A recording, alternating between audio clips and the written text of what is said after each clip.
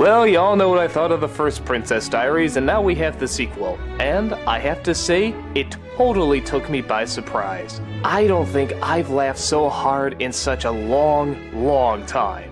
Oh, not because the writing's any good, not because the acting's any good, on the contrary. All those elements are absolutely horrendously awful, resulting in an absolutely hilarious piece of shit.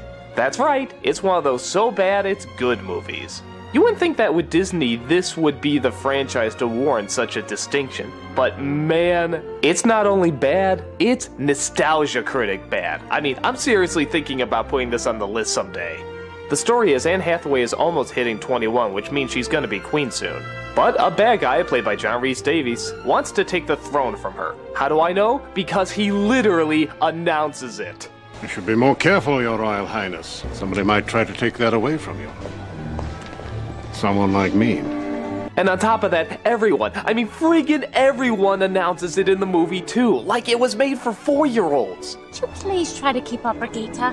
He's trying to steal the crown. But wait, it gets better. So all the Parliament decides that in order for Anne Hathaway to become a queen, she has to marry. How does she know this? Because she finds a secret passage that is so obviously labeled, it's so impossible for it to be called a secret passage. But it gets better. So they literally invite the villains to stay with them in their palace. Why? Because they want to keep their enemies close. So close that they could sabotage everything, which is exactly what they do.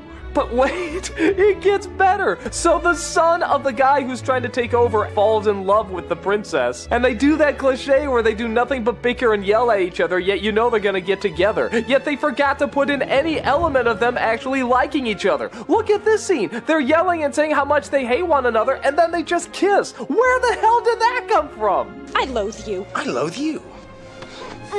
We've seen that cliche before, but there usually has to be something about them that they have in common or they like. And here, there's nothing. They're just forced right into it. But wait, it gets better! Now that she's gonna become queen in literally 30 days, not only does she have to find someone to marry, but do you think now they're finally gonna talk about the politics and the importance of her kingdom and touring it and stuff? No, they have more important things like learning how to wave their fans and having slumber parties. That's right, the fate of their whole nation could crumble in the matter of days, and yet they're going mattress surfing. Oh, the fate of your country doesn't matter when you can be having song sequences with Raven. And it just gets stupider and stupider and stupider. I am thoroughly convinced that this movie, even though it has a PG rating and even though it's marketed to preteens, teens, and even some adults, would only be enjoyed by kindergartners. It is literally written for kindergartners. Sophia the First has more dignity and intelligence than this film.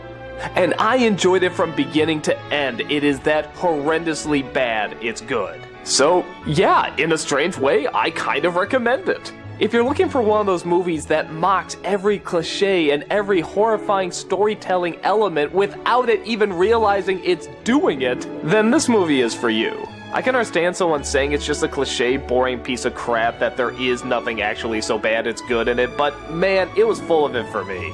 This movie brought me so much joy. God bless you, you horrible, horrible film.